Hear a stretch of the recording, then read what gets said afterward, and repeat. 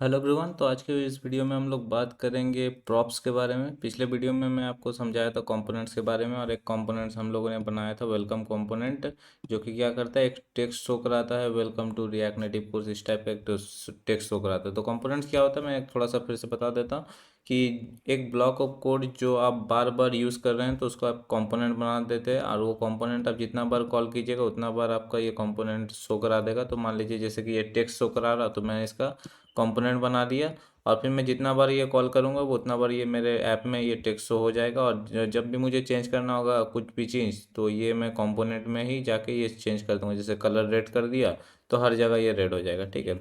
अब जैसे कि मान लीजिए मैं एक एग्जांपल देता हूँ, तो यहाँ पर मैं लिखता हूँ जैसे कि वेलकम राहुल, ठीक है। तब देखिए वेलकम राहुल मैंने लिखा तो यहाँ पर वेलकम राहुल आ गया।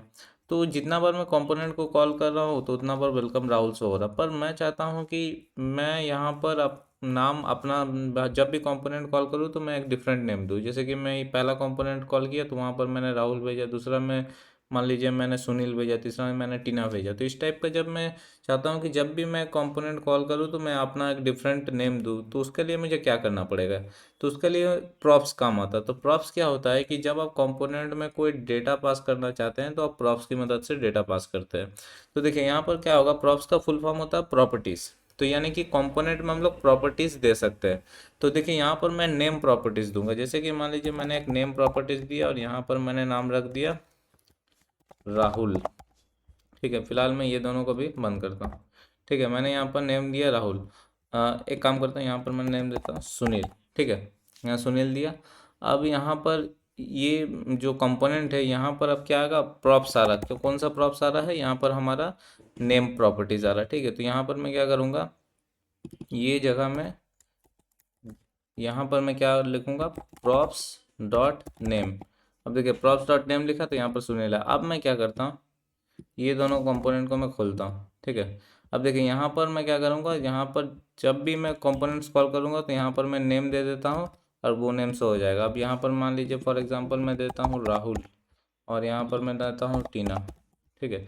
तो जब भी मैं कंपोनेंट शो कॉल किया तो मैंने नाम नेम प्रॉपर्टीज़ भेजा और वहाँ पर नाम दिया, तो देखिए वहाँ पर नाम शो हो रहा है। तो इस तरह से ये प्रॉप्स का मतलब, प्रॉप्स क्या होता है, प्रॉपर्टीज़ होता है। तो आप कंपोनेंट में डेटा सेंड कर सकते हैं प्रॉप्स की मदद से। तो यहाँ पर मैं कौन सा डेटा सेंड कर रहा हूँ, जैसे नेम डेटा, तो यहाँ पर नेम मैंने भेजा, जो नाम भेजा यहाँ पर प्रॉप्स में आ गया वो नेम प्रॉपर्टीज़, और यहाँ पर प्रॉप्स डॉट नेम किया तो वो आ गया। इस तरह आप और भी डिटेल्स भेज सकते हैं। जैसे नेम का साथ आप मान लीजिए एज भेज सकते हैं। जैसे कि एज मैं लिख दिया हूँ 24, ठीक है।